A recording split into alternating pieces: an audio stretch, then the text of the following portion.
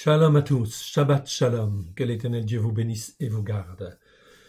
Nous voici donc au 12e mois de l'année spirituelle, et nous arrivons donc au dernier Shabbat de cette année spirituelle. Par la grâce de l'Éternel, comme vous le voyez en fait en bas à droite, eh bien effectivement dans ce dernier Shabbat, nous avons la joie en fait ici d'avoir en fait ici deux parachiotes. Deux parachiotes, je vous les montre. Ok, vous allez le voir un instant. Voici, donc ici, le 4e Shabbat de ce dernier mois. Eh bien, nous sommes là le 19 mars 2022 pour cette année. Tous les ans, ça varie un petit peu de quelques, en fait, jours. Et ici, nous sommes le 28e jour du 12e mois. Nous avons deux parachiotes, comme vous le voyez. Miyamim, ok, la 21e paracha, et la 22e paracha. C'est extrêmement important, en fait, ici. Pourquoi?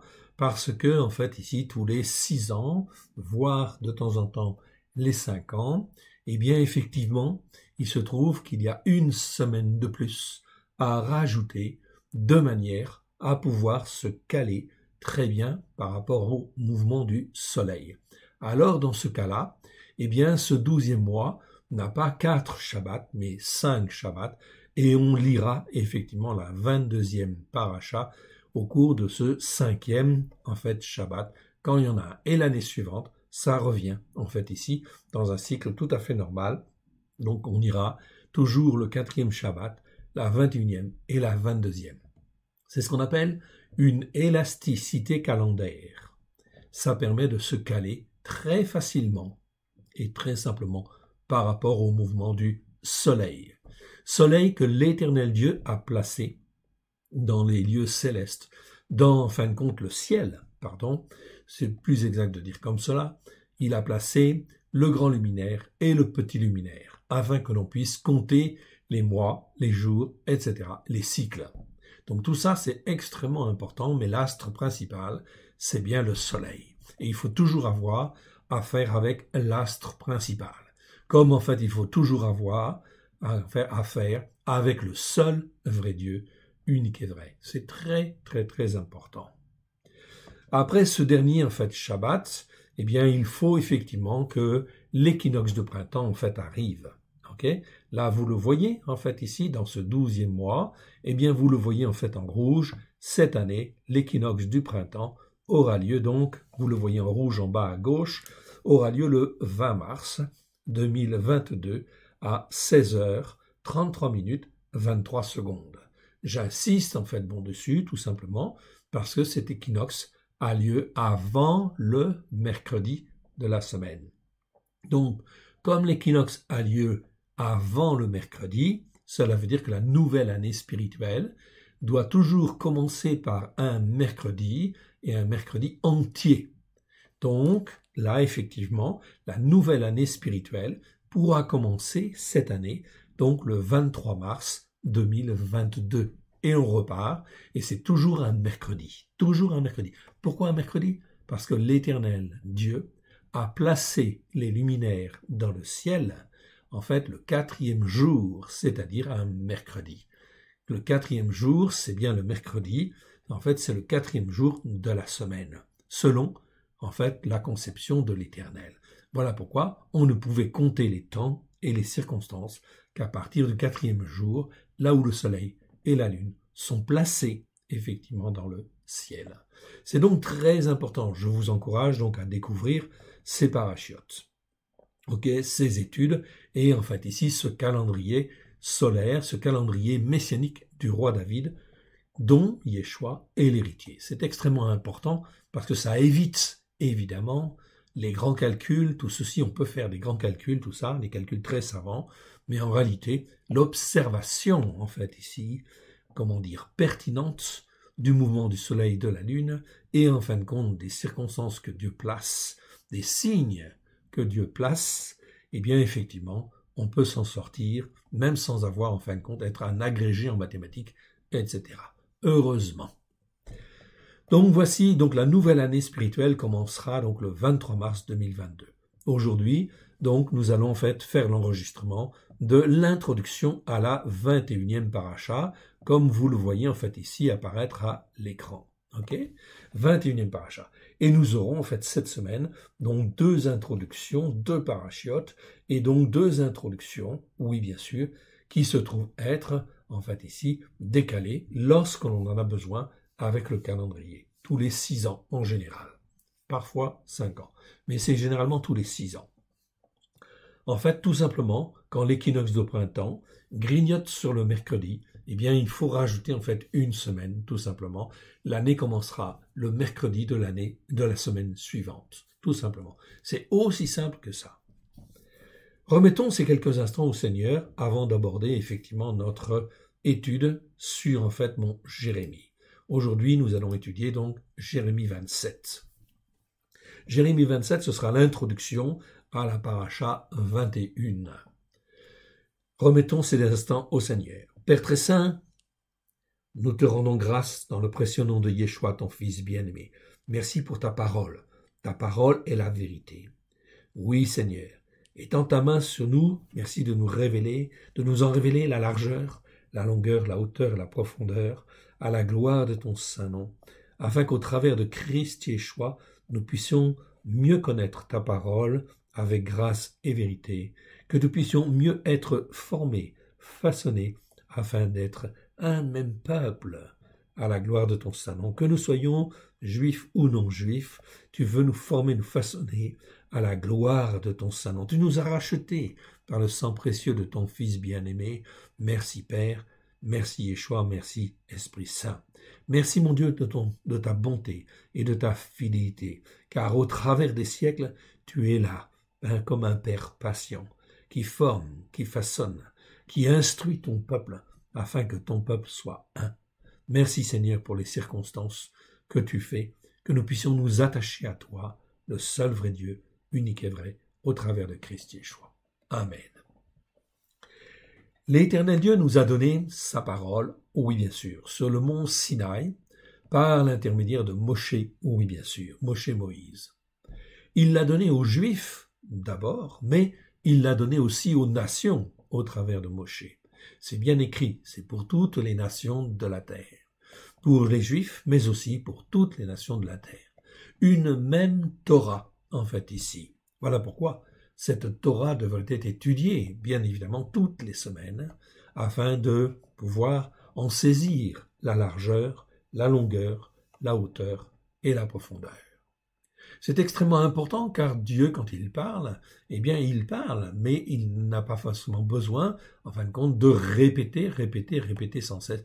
Et pourtant, dans sa patience, il répète aux générations, bien sûr, qui défilent devant ses yeux sur la terre, afin de se former un peuple à la gloire de son saint nom. Le projet de Dieu, c'est bien sûr, de tisser l'homme dans le ventre de sa maman, de le mettre au monde, de le former, de le façonner, de l'instruire, etc., d'en faire, en fait, de l'instruire à l'image de Christ, en fait, ici.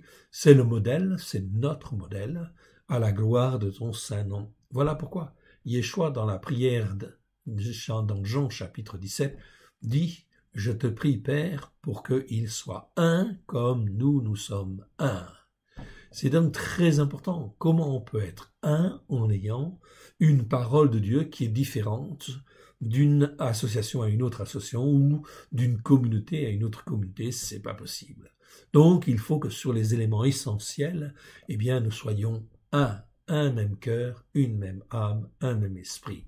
Il y a donc bien une seule Torah, en fait, ici. Ok. Et effectivement, il y a la vie des rois, il y a les prophètes, il y a Yeshua qui est venu, mais Yeshua n'a pas changé en fait la Torah. Il a dit « Je ne suis pas venu » dans Matthieu chapitre 5 verset 17, « Je ne suis pas venu pour abolir la Torah, mais pour l'accomplir ».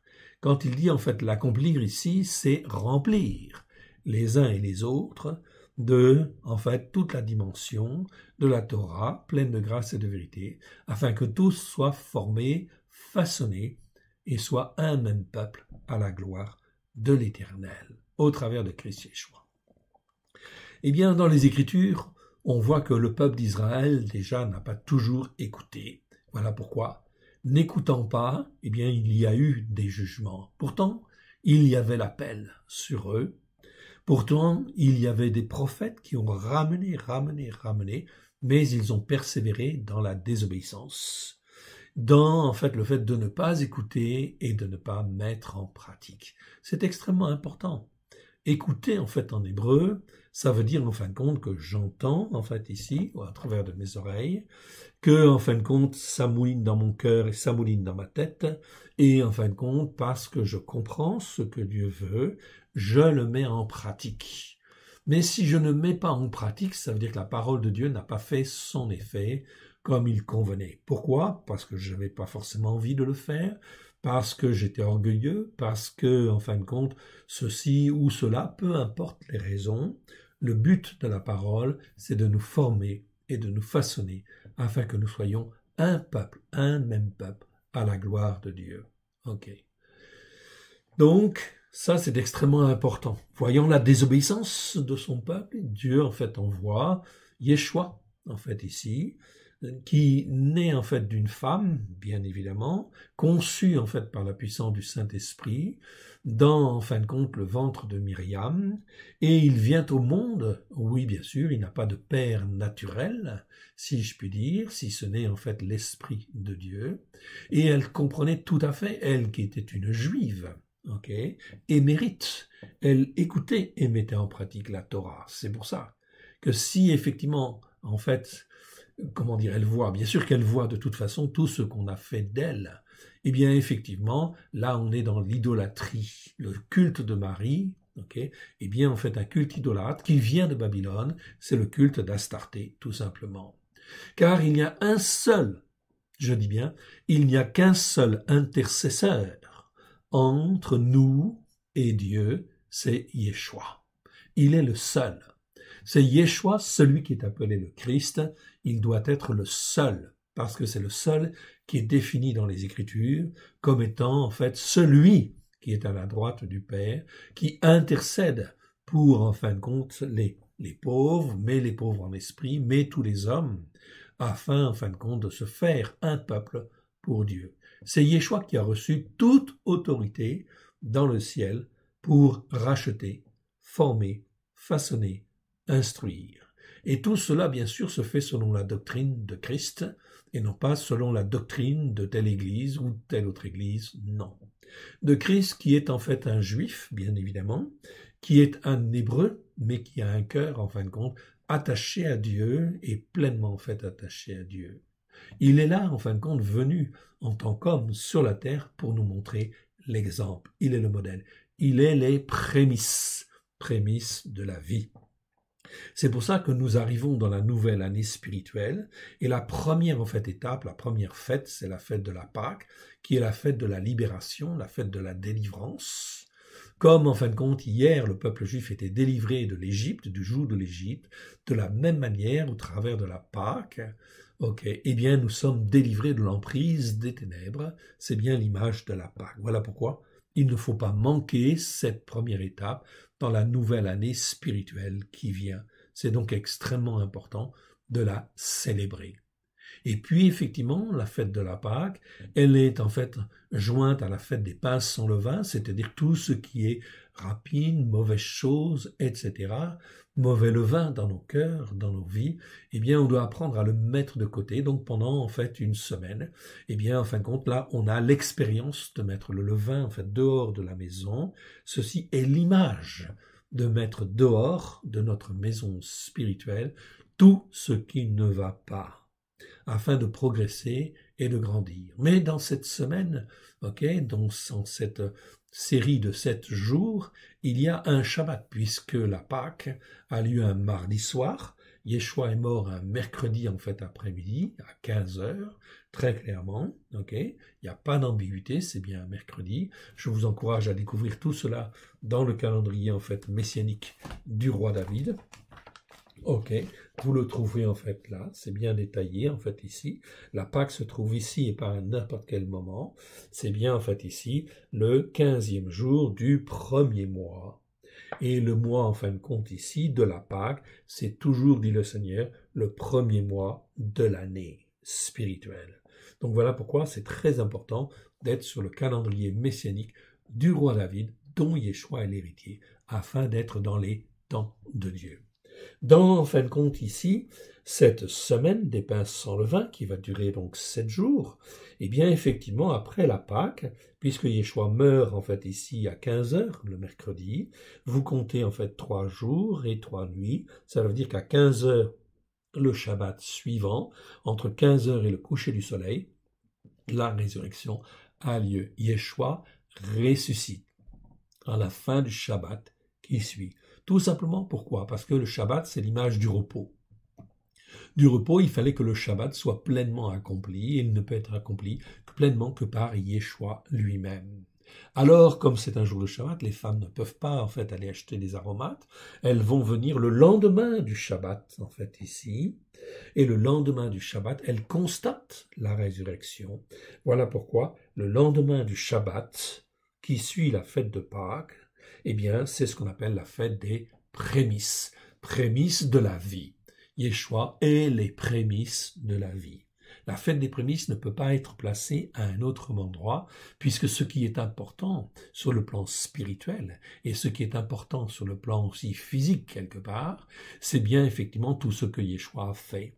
Donc si Dieu, tout ce que Dieu fait au travers de Yeshua, et si Dieu fait qu'il est ressuscité, en fait ici, le lendemain du Shabbat, on constate la résurrection, c'est là la fête des prémices, où on se réjouit de la puissance de Dieu sur toute la puissance des ténèbres, où en fin de compte, eh bien, on reçoit la vie. C'est les prémices de la vie nouvelle. Tout cela donc est bien expliqué dans les petites brochures que nous avons fait. Vous les trouverez sur en fait www.l'écoledeyeshua.com sur notre site, ou vous pouvez les trouver sur notre chaîne aussi sous forme d'enseignements vidéo. Eh bien, vous pouvez en fait retrouver tous les enseignements concernant chacune de ces fêtes. Notamment la fête des prémices, eh bien, vous allez sur la chaîne YouTube qui s'appelle À l'école de Yeshua, et vous tapez prémices et vous tomberez sur les vidéos de cette fête, qui montrent que la fête des prémices ne peut pas être placée à un autre endroit. Je sais très bien en fin de compte que certaines interprétations placent la fête des prémices à d'autres moments, mais en réalité, il faut tout recaler par rapport à Christ, oui bien sûr, car Christ est l'accomplissement des Écritures. Et c'est ça qui nous intéresse, c'est d'être avec Christ, avec Dieu, au travers de Christ, Yeshua, son Fils bien-aimé. C'est donc extrêmement important, donc 3 fêtes à découvrir, ok. Vous pouvez donc en fait ici les trouver, vous avez tous les enseignements qu'il faut qui sont disponibles sur notre site ou sur la chaîne YouTube à l'école de Yeshua. Voyons maintenant en fait Jérémie 27. Jérémie 27, qui est l'introduction effectivement donc à cette paracha en fait 21, ok. Paracha 21, donc nous allons voir ici cette introduction, Jérémie 27. On va lire et on va commenter. Au commencement du règne de Yehoyakim, donc j'ai agrandi au maximum, je pense que vous voyez pas mal, là, enfin je ne peux pas faire beaucoup plus. Donc au commencement du règne de Yehoyakim. Yehoyakim, c'est Joachim, fils de Yoshiyahu. Yoshiyahu c'est Josias, il fut un très bon roi. Il n'y a pas eu de roi qui soit revenu à la Torah, okay, comme lui est revenu, bien évidemment, pour ramener le peuple dans le bon sens. Ça ne veut pas dire que tout le monde l'a fait. Mais un de ses fils ne suit pas les voies de son père, Josias, Yoshiyahu. Au contraire, il va être très méchant, en fait, ici. Très méchant. Ici, Yehoyakim, je vous le montre, en fait, ici. Yehoyakim, ici, donc, il est décrit dans 2 Rois 23, verset 36. 36, donc j'ai une petite erreur ici, c'est pas grave, vous retrouverez. 2 Rois 24, 1 à 7, ok. C'est un autre fils de Yoshiyahu, ok, installé sur le trône par Pharaon Nécho. Okay, donc Pharaon Nécho envahit en fait Israël et effectivement installe effectivement donc ici en fait Yehoyakim. C'est très important ceci, tout simplement parce que Dieu en fait est le maître du ciel, est le maître des hommes. Donc il va susciter la puissance de Pharaon et Pharaon pour en fait changer en fait la personne qui va régner sur Israël. C'est donc là quelque chose de très très très important. Donc c'est Pharaon Nécho. Il fit ce qui est mal, en fait, aux yeux devant l'Éternel, et fut ensuite assujettis à Nebuchadnezzar, puisqu'il y a eu une grande bataille entre Nebuchadnezzar et en fait ici l'Égypte. C'était deux grandes puissances, mais Dieu permet que ce soit Nebuchadnezzar qui va dominer sur l'Égypte, qui va assujettir l'Égypte, oui bien sûr. À ce moment-là, en fait, Jéhoïakim est assujetti à Nebuchadnezzar et lui paye un tribut. Mais il se révolta contre Nebuchadnezzar. Il régna 11 ans. Nebuchadnezzar l'emmena captif à Bavel, ainsi que son fils Jéhoïakin. Jéhoïakin, qui fut appelé, c'est Joachim, qui fut aussi appelé Koniyahu, dans Jérémie, chapitre 22, versets 24 à 28, où vous retrouverez aussi cette histoire dans 2 Chroniques 36, versets 5 à 10. Ok, donc voilà, c'est donc très important ici de bien comprendre cela. Donc aujourd'hui, dans les temps où nous vivons, nous sommes en 2022, c'est l'Éternel Dieu qui suscite, bien sûr, la montée en puissance de l'URSS, qui agit en fait au jour d'aujourd'hui en le but de préparer les temps qui viennent. Donc bien sûr que c'est une agression vis-à-vis du pays de l'Ukraine, oui bien sûr, mais je vous ai expliqué aussi que l'Ukraine, au temps de la dernière guerre, était en fait moitié pro-nazi, moitié pro-russe.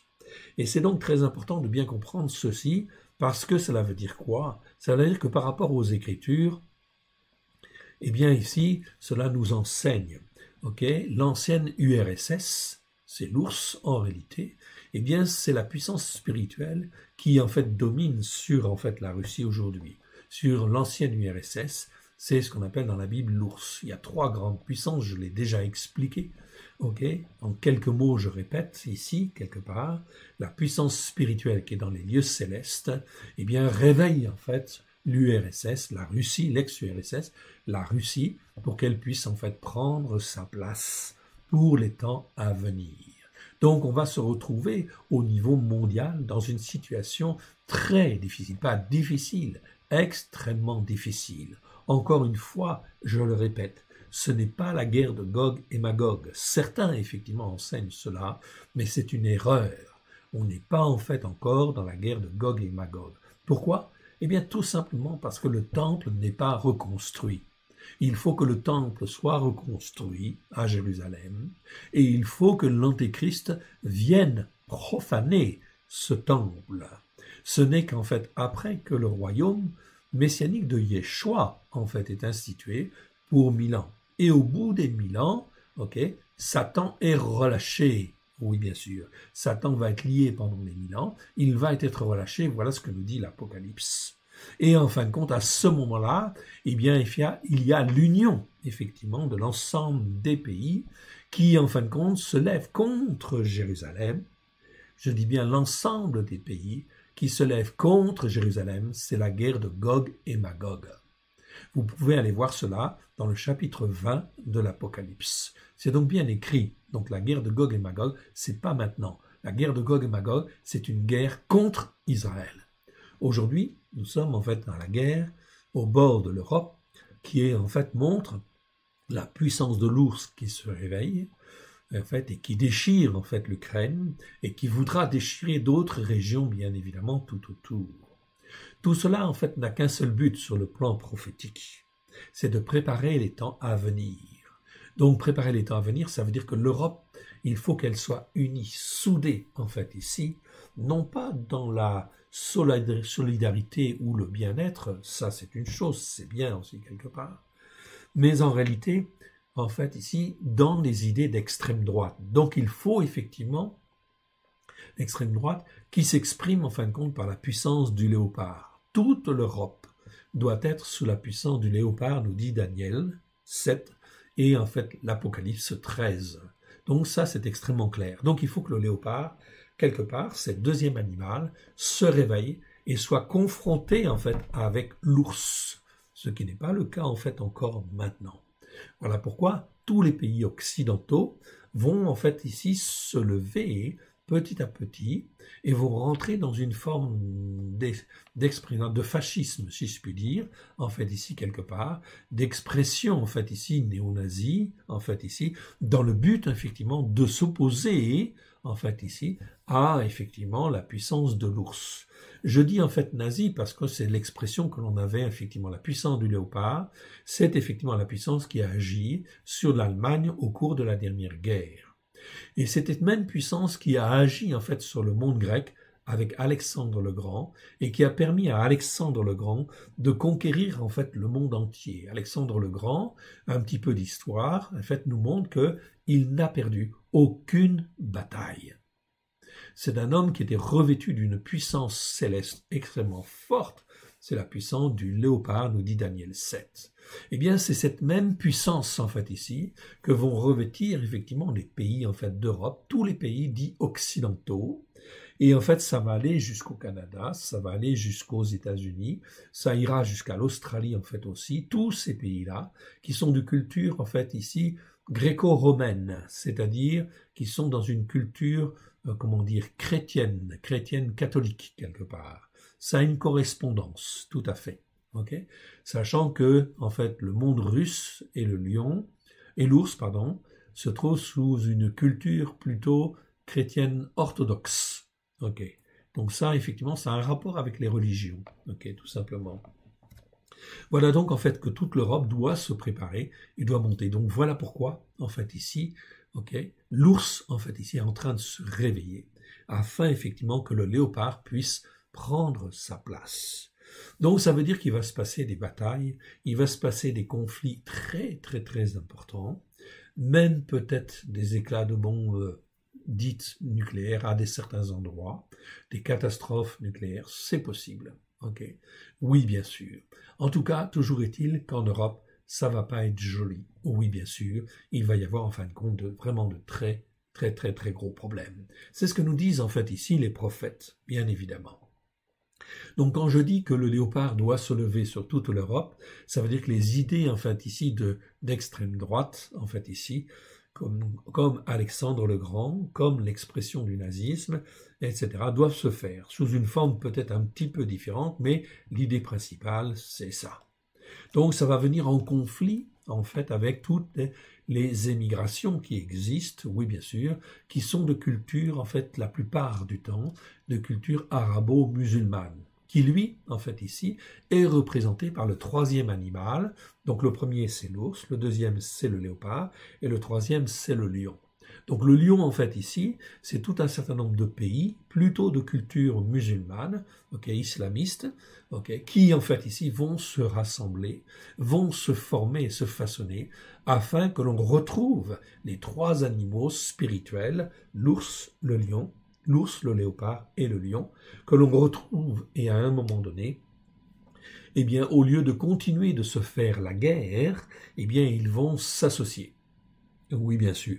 C'est ce que l'on retrouve dans Apocalypse 13, versets 1 à 2, où justement nous voyons la bête de l'Apocalypse, qui a en fin de compte du lion, du léopard et de l'ours. Enfin, je veux dire de l'ours, du léopard et du lion, en fait ici, bien sûr. Pour constituer un royaume mondial qui aura en fin de compte 10 cornes, c'est-à-dire 10 pays principaux. Mais sur ces 10 pays principaux, il n'y aura que 7 têtes, 7 chefs. Donc là, on sera dans le royaume mondial, la domination mondiale, en fait ici, qui est en train de se préparer.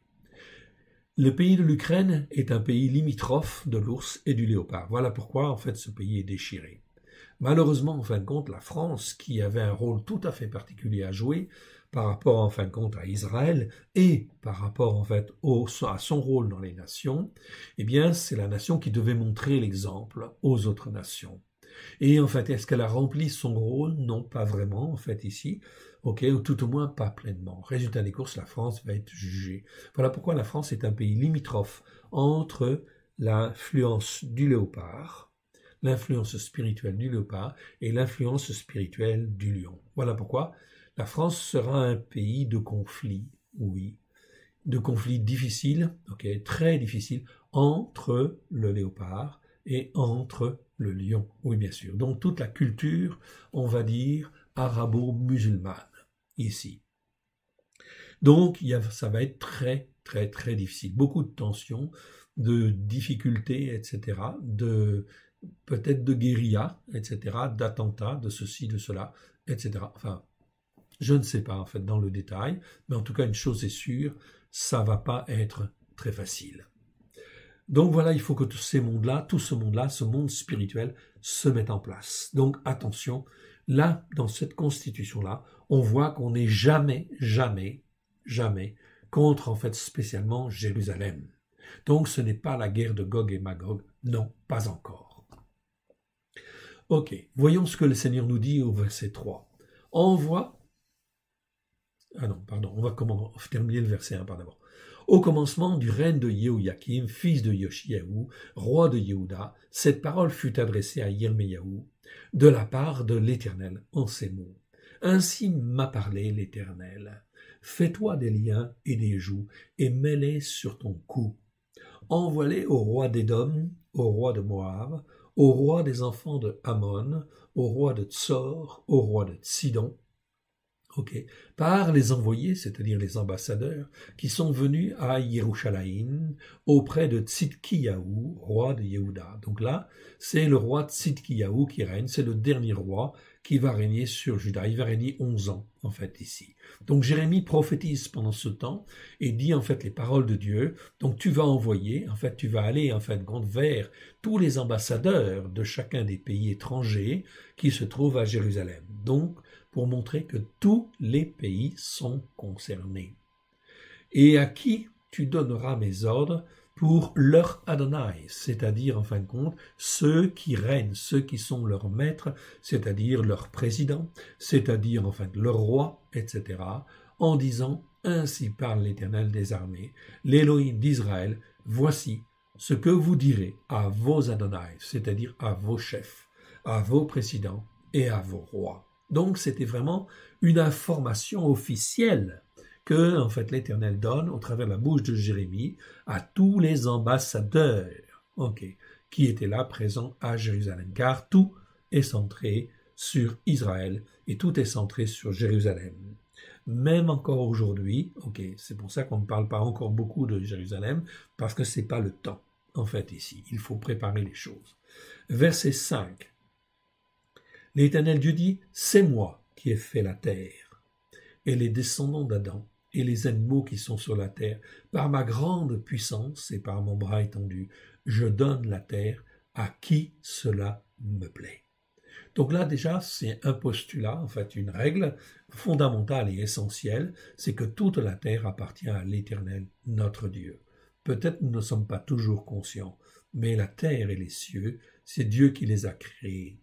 Et en fin de compte, il fait ce qu'il veut, comme il veut. Voilà pourquoi il est très important, non pas de dire ce que Dieu va faire, en fait, ici, mais d'écouter Dieu et d'apprendre et de sentir et de voir les signes, et les prodiges qui sont opérés de manière à avancer correctement par rapport à la parole. Donc, il n'y a rien, en fait, ici, qui ne peut pas être confronté à la parole de Dieu. Tout ce qui se passe doit être confronté à la parole de Dieu pour savoir si ça vient bien de Dieu ou pas de Dieu. Verset 6. Maintenant je livre tous ces pays entre les mains de Nebuchadnezzar. Nevura, on prononce normalement Nevura-Nezzar. Mais pour simplifier, pour que tout le monde comprenne, on va dire Nebuchadnezzar. Donc ici, c'est bien le nom Nebuchadnezzar, avec un vav à l'intérieur. En fait, ici, je vous montre. Encore une petite variante du nom, en fait, ici. Est-ce que je l'ai mis, en fait, ici? Oui, certainement. Voilà. Ici, voilà. Voilà, je vous le montre. Normalement, ça se prononce Nebuchadnezzar. Donc, c'est Nebuchadnezzar avec un vav. Donc, je vous ai mis le nom, en fait, à côté, en hébreu. Et vous voyez, en fait, ici, en rouge, il y a un vav. Normalement, Nebuchadnezzar, ça s'écrit pas avec le vav. Ça s'écrit au début, il s'écrit sans le vav. Mais là, en fin de compte, ça s'écrit avec le vav. Tout cela pour indiquer, en fait, ici, quelque part, que la main de Dieu est, en fait, sur cet homme pour qu'il domine. Dieu lui a donné la domination. De la même manière, mon frère, ma sœur, ce n'est pas la peine de prier pour qu'en fait l'ensemble du monde entier ne soit pas sous la domination de l'Antéchrist. Le monde entier toutes les nations seront sous la domination de l'Antichrist. Oui, pendant 7 années. Okay? C'est donc extrêmement clair. Donc Dieu a un plan prophétique à faire et il va l'accomplir. C'est écrit dans sa parole, on ne peut pas changer cela. Donc c'est très important de bien comprendre en fait ces choses afin de ne pas se laisser entraîner par des fausses doctrines en disant en fait le Mashiach vient, ok, il va débarquer la semaine prochaine ou en fin de compte dans 6 mois. Non, le temple n'est pas là, l'Antéchrist n'est pas venu, il n'a pas régné pendant 7 ans, donc ce n'est pas encore la guerre de Gog et Magog. Et le conflit n'est pas contre Israël pour le moment. Donc ici continuons.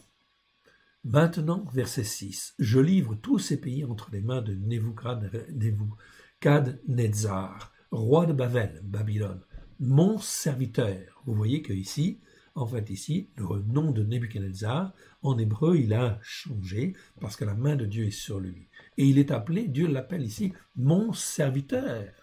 Comment effectivement, en fait, on peut imaginer que Dieu puisse solliciter un homme des nations, en fait ici, pour dominer. De la même manière. Okay, de la même manière, aujourd'hui, en fait, la Russie domine dans sa région, donc la main de Dieu, quelque part, en fait, ici, est là pour qu'il puisse dominer, mais il ne domine pas comme Dieu le veut, etc. Mais derrière, il y a un plan. Le but, c'est que les 3 animaux puissent se mettre en place, okay, l'ours, okay, le léopard et le lion. Le roi de Babel, ici, il l'appelle mon serviteur. Alors, j'oserais quand même pas appeler en fait Poutine le serviteur de Dieu. Non, absolument pas. Okay? Parce que ce qu'il fait n'est pas juste, oui bien sûr, et est très loin en fait d'être approuvable, en fait ici quelque part. Je lui donne aussi les animaux des champs pour qu'ils lui soient assujettis, oui bien sûr. Donc ici, toute la puissance lui a été donnée. Et Dieu ne veut pas donner toute la puissance, bien évidemment, en fin de compte, à Poutine, certainement pas. Donc il ne dominera pas sur le monde entier. Verset 7. Toutes les nations lui seront soumises, à lui, à son fils, au fils de son fils, jusqu'à ce que le temps de son pays arrive, et que les nations puissantes et de rois et de grands rois la servissent. Donc ici, on apprend au verset 7 qu'effectivement, en fait ici, Nebuchadnezzar va dominer. Donc les Babyloniens vont dominer, le fils de Nebuchadnezzar va dominer, et le fils de son fils, en fait un peu, en fait aussi, quelque part, mais pendant 70 ans seulement, point. Après, ce sera en fait les Mèdes et les Perses qui vont dominer, renverser le royaume des Babyloniens, effectivement, pour instaurer le royaume des Mèdes et des Perses, qui est en réalité, en fait ici, le roi des, qui est en réalité l'ours, en fait ici, l'image de l'ours. Okay? Babylone, c'est le lion en fait au départ. Okay? Ensuite, c'est l'ours qui vient, donc l'ordre d'intervention dans, en fin de compte, dans l'histoire n'est pas forcément le même. On est bien d'accord. Donc ici, le lion, effectivement, va être contraint, en fait, ici, à une certaine domination dans une certaine région du monde. Verset 8. Si un royaume ne se soumet pas à lui, à Nebuchadnezzar, roi de Babel, et ne livre pas son coup au joug du roi de Babel, je châtierai cette nation par l'épée, par la famine et par la peste. Déclaration de l'Éternel, jusqu'à ce que je l'ai anéanti par sa main. Donc, dans les temps de jugement, c'est très important de bien comprendre cette dimension.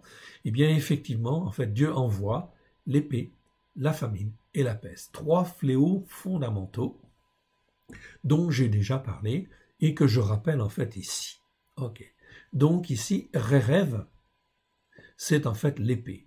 L'épée comme dans en fait Genèse 3, 24, c'est ainsi qu'il chassa Adam et il mit à l'orient du jardin d'Éden les chérubins qui agitent une épée flamboyante pour garder le chemin de l'arbre de vie.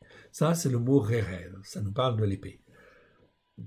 L'épée, c'est aussi la dispute, c'est aussi la confrontation, c'est toute la mésentente, toute la dispute ou la discorde. Elle peut être verbale, elle peut être armée, etc. Peu importe, tout ça, c'est en fait l'épée. C'est-à-dire, c'est tout à fait le contraire de la paix, bien évidemment. Donc, il envoie l'épée, en fait, ici, donc la discorde. Donc, l'épée qui est sur l'Ukraine, c'est une épée physique, une épée armée.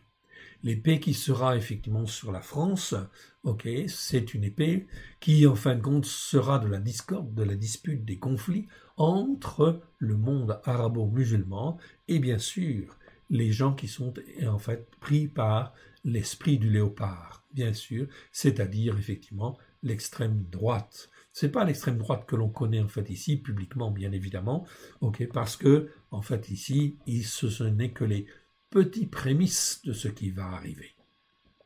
Ok, c'est donc extrêmement important. Comme image, nous avons effectivement une image très claire dans notre histoire, même si nous n'avons pas vécu la guerre avec l'Allemagne. L'expression nazie, c'est l'expression du léopard. Donc ça montre bien, en fin de compte ici, que ça peut aller extrêmement loin. Ils ont dominé ici quelque part une partie du monde. Oui, bien sûr, avec les Japonais et un petit peu les Italiens. Oui. Donc ici, cette notion en fait de fascisme, etc., va effectivement grandir fortement en fait en France. Donc ça va créer des conflits, des disputes, des discordes, des attentats, des cela. Ça, c'est le mot rêve, c'est l'épée. Ensuite, on va trouver Ra'av. Ra'av, c'est effectivement en fait ici la faim, la famine. Okay. Ce mot-là est moins nombreux. Celui-là, en fait, l'épée existe 413 fois dans 372 versets. Le mot Ra'av, ok, existe 101 fois dans 88 versets. Ok, ça c'est la famine, c'est la faim. Donc tout le monde comprend. Effectivement, tous ces désordres, le Covid-19, qui est une image de la peste, en fait ici, qui se répand de nation en nation, c'est un avertissement. Mais les gens n'ont pas compris, donc on passe en fait à l'épée maintenant. Et en fait ici, ça va être bientôt aussi la famine ou la, comment dire, le manque de ceci ou le manque de cela. On va vers cela. En Europe, nous allons connaître effectivement la déficience de certains produits sur le marché, etc., voire effectivement de la famine. Oui, ça va arriver. Nous n'avons pas connu ou très peu connu ces choses-là dans notre génération, dans nos générations, mais en réalité, c'est des choses qui vont malheureusement revenir. Et enfin, le troisième fléau, c'est dévers. Dévers, c'est un mot qui existe 49 fois dans 48 versets. Ça nous parle en fin de compte de la peste. Mais le mot dévers nous parle de peste ou de toute infection qui se répand de nation entre nations. Okay, de nation en nation, qui sont là comme un fléau. Ok. C'est donc très important ici dans ce verset 7. Ok. Pardon, dans ce verset 8. Je châtierai cette nation si elle ne veut pas se soumettre. Okay. Donc Dieu va effectivement susciter en fait des chefs à droite et à gauche, de manière à ce que les hommes et les femmes soient assujettis. Et effectivement, s'ils ne sont pas assujettis, je châtierai cette nation par l'épée, la famine et la peste. C'est une déclaration de l'Éternel. Okay. Ces trois fléaux, en fait, les uns en fait liés aux autres, nous les retrouvons. On va les retrouver en fait plusieurs fois. Ok. Les trois fléaux, ok, voici un petit résumé. L'épée, la famine et la peste sont mentionnés dans plus de 26 versets. 26 versets, comme des châtiments à la désobéissance et l'insoumission qui perdurent aux enseignements de la Torah. Voici les principaux, en fait, ici. Bon, là, on a tous les versets. Si vous le voulez, en fin de compte, si vous le voulez dans le détail, je pourrais vous les envoyer si vous le voulez. Okay. Mais ici, en fait, ce qu'on s'aperçoit, c'est que si dans ces 26 versets, la plupart, effectivement, des versets se trouvent dans Jérémie.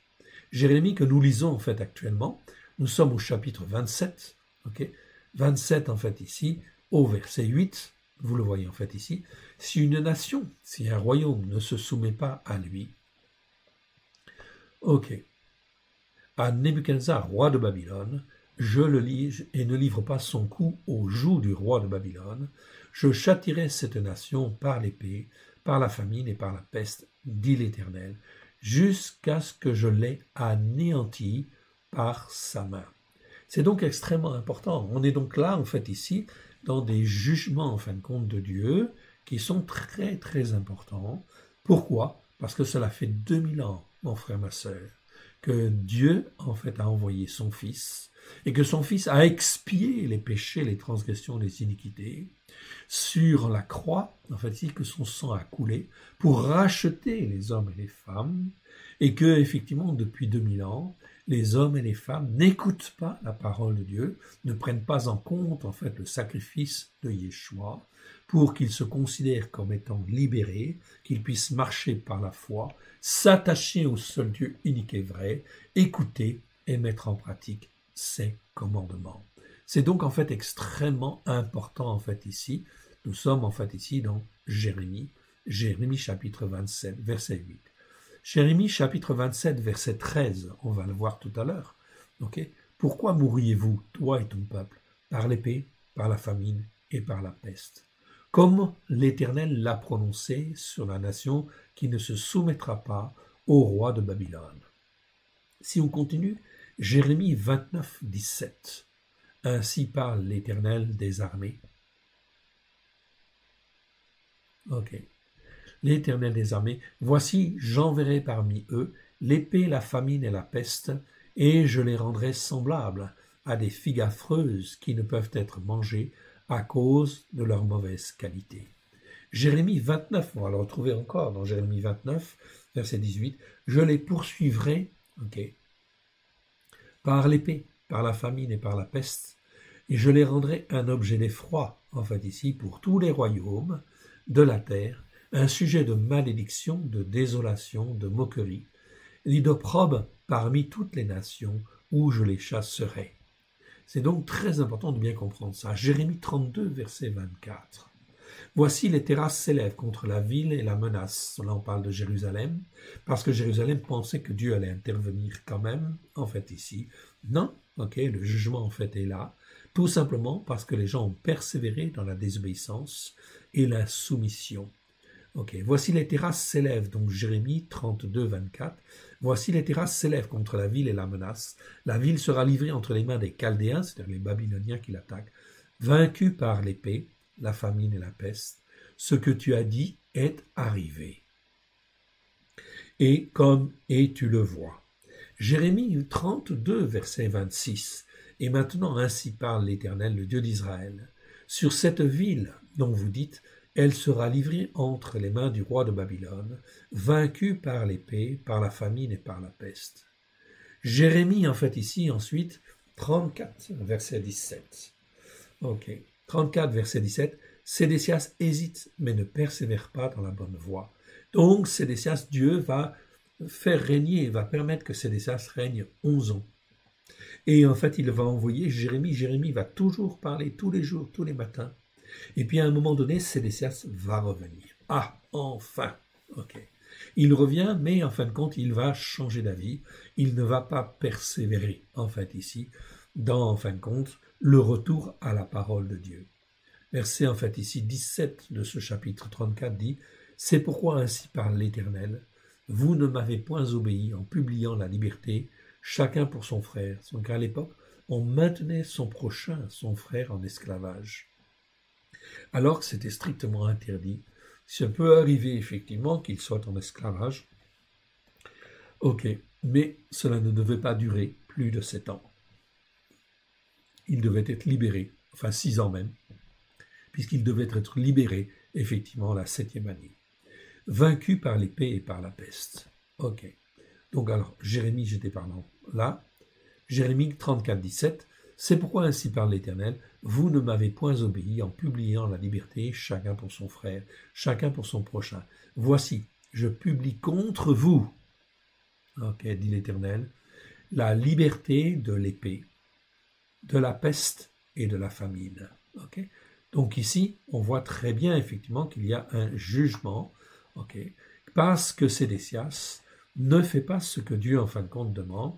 Résultat des courses, en fin de compte, il publie la liberté de l'épée, la liberté de la peste, la liberté de la famine. Et je vous rendrai un objet d'effroi pour tous les royaumes de la terre. En fait, ici, c'est un exemple.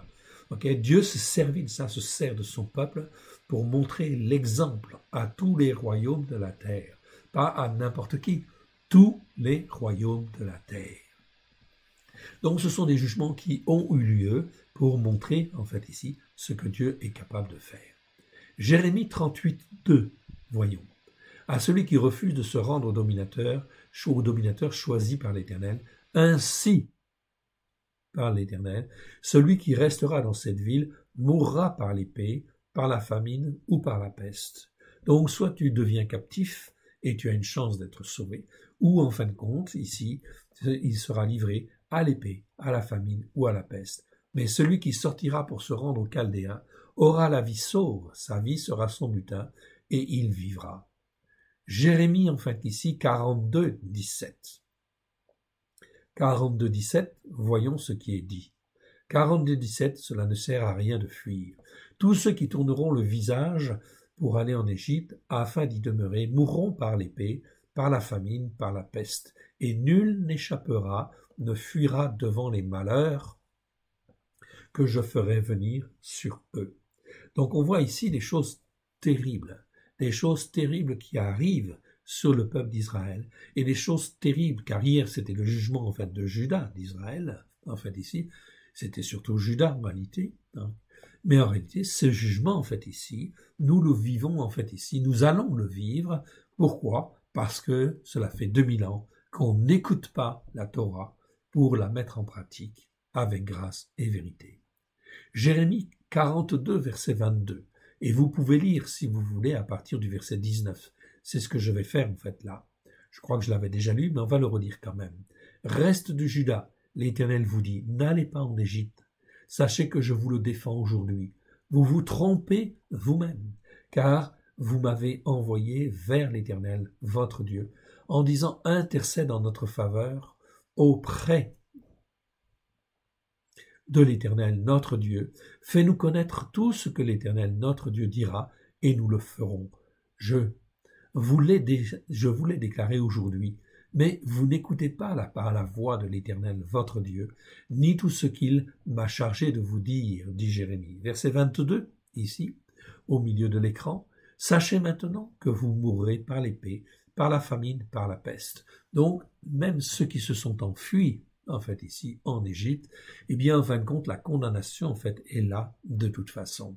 Voilà pourquoi c'est extrêmement, extrêmement important, en fait, de faire attention, d'écouter Dieu et de mettre en pratique. Ça sert à rien de fuir dans un autre pays. Si Dieu ne nous demande pas de fuir, de nous en aller, il faut rester là où nous sommes. C'est extrêmement important. La fois dernière, dans un enseignement, il y avait effectivement Uriyahu, qui était un prophète avec Jérémie. Il prophétisait la même chose que Jérémie. Puis il est parti en fait en Égypte parce qu'il a eu peur. Et en fin de compte, eh bien le roi en fin de compte ici en Israël l'a ramené, est allé le chercher en fait en Égypte, l'a ramené en fait en Israël, en fait en Juda très précisément, et il l'a fait mourir. Et Jérémie, qui lui était resté, il a été protégé parce qu'il marchait pleinement dans la confiance avec Dieu. C'est donc extrêmement important d'apprendre à marcher par la foi, d'apprendre à juger comme Dieu juge. Et ça, c'est très important. C'est fondamental. C'est une démarche, en fin de compte, à avoir. C'est un apprentissage. Et de marcher dans la justice par la foi. C'est donc extrêmement important, en fait, ici. Donc ici, voilà le dernier, en fait, ici, verset dans Jérémie. Je vais juste, en fin de compte, ici, lire un verset supplémentaire, qui nous parle, des bêtes féroces. Donc, je ne vais pas prendre, en fait, Ézéchiel 5.12, je vais prendre Ézéchiel 5.17. J'ajouterai la famine à vos mots. J'enverrai contre vous la famine, dit l'Éternel, et les bêtes féroces qui te priveront d'enfants, la peste et le sang passeront au milieu de toi. Je ferai venir l'épée sur toi. C'est moi l'Éternel qui parle. Donc ici, nous avons 3 fléaux principaux. Très important. C'est une chose importante. En fait, ici, donc ces 3 fléaux, nous les connaissons. C'est l'épée, c'est la famine et c'est la peste. La maladie, si vous voulez. Mais à ces 4 fléaux, il y a aussi ce qu'on appelle les bêtes féroces. Dans, en fait, les traductions secondes, ces mots-là sont traduits par bêtes féroces. Les mots, c'est en fin de compte des hommes, en fait, ici. Les hommes, en réalité, on ne devrait pas traduire ce mot-là par bête féroce. Le mot, en fin de compte, ici, c'est le mot homme qui existe. Donc, ce sont des hommes, des êtres humains. Mais c'est ra'a, en fait, ici, qu'on trouve, en fait, après. C'est-à-dire des hommes de malheur. c'est des hommes qui deviennent en fin de compte des responsables, mais qui en fait vont faire des choix qui vont amener ou attirer en fait le malheur. Donc ça, c'est extrêmement important de bien comprendre. C'est ce qu'on appelle en fait ici, dans les traductions, ce que les traducteurs vont appeler bêtes féroces. Mais ce sont des hommes de malheur, des hommes qui sont en fin de compte mis là, à la tête en fait de nations, de peuples, et qui sont là pour attirer en fait le malheur.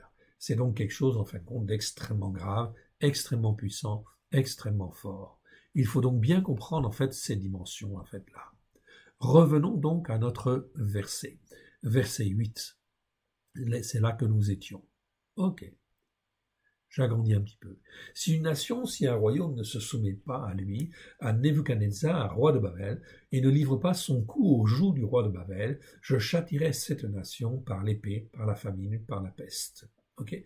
Tout cela est dans le but, donc c'est étalé un petit peu dans le temps, dans le but d'appeler en fait à la repentance les hommes et les femmes, qu'ils puissent se tourner vers Dieu, reconnaître leurs péchés, leurs transgressions, leur iniquité, demander pardon à Dieu et accepter en fait Christ, Yeshua, celui qui est appelé le Christ, comme leur sauveur, leur maître et leur seigneur.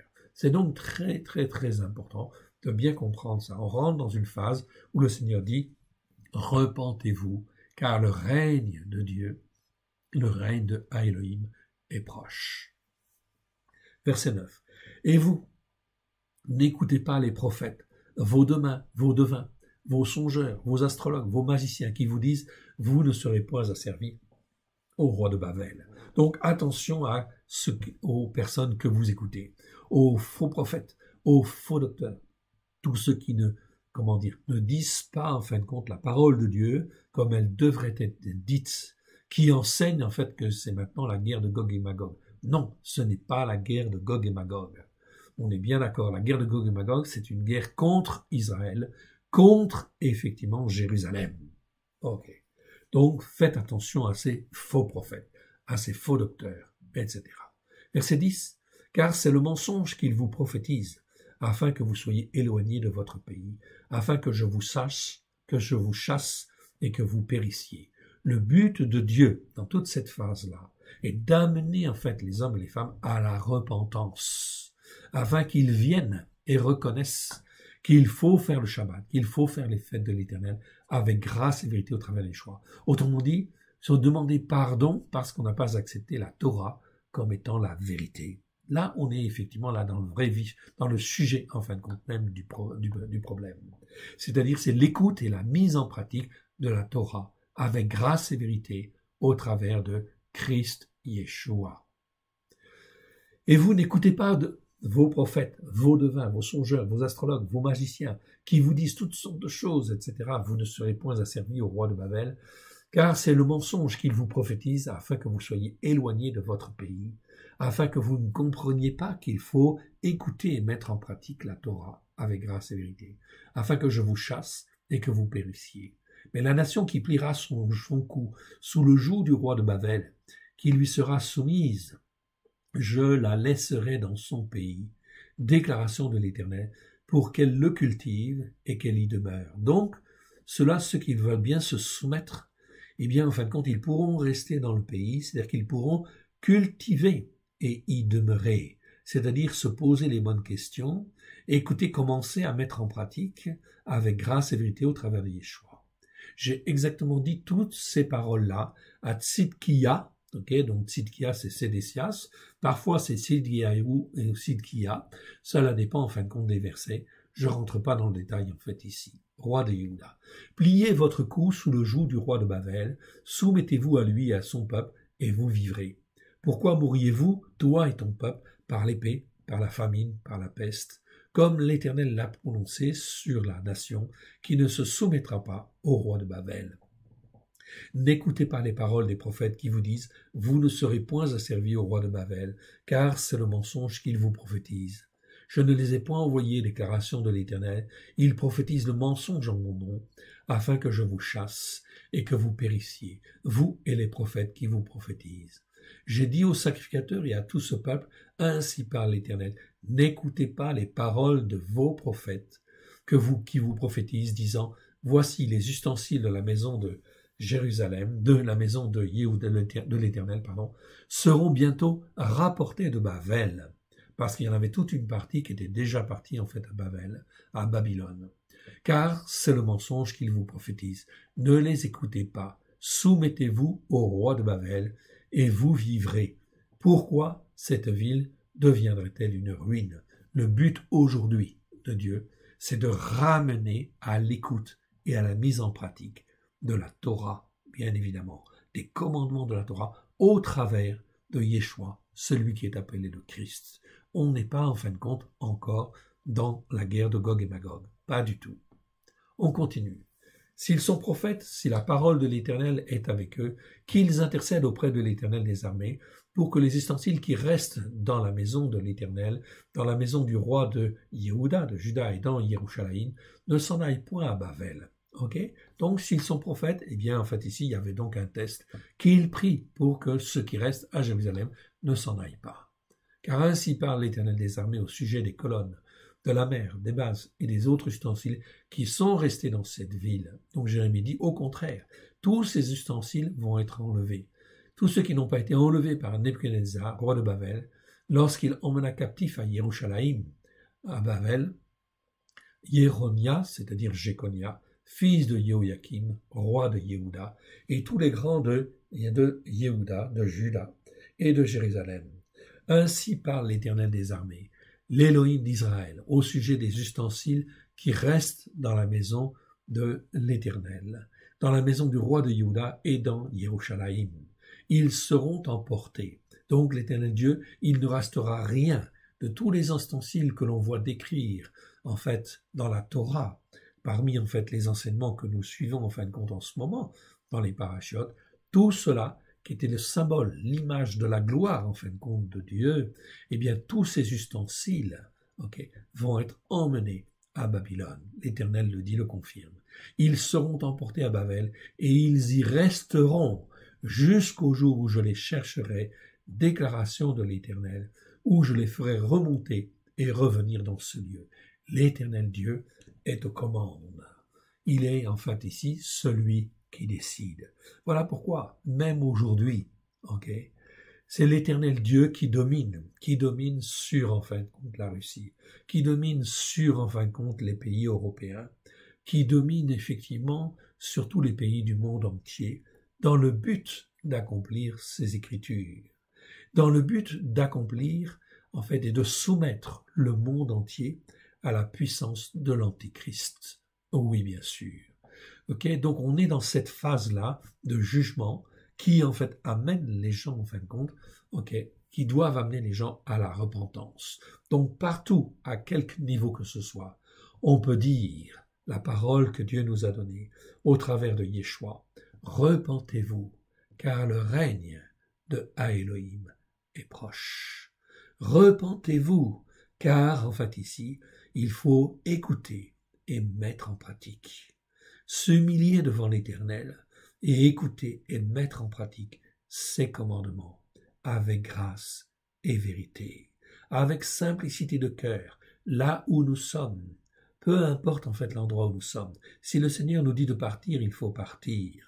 Mais il veut que nous soyons des témoins de sa vérité, là où nous sommes, afin effectivement que d'autres puissent voir et entendre ce que l'Éternel Dieu dit.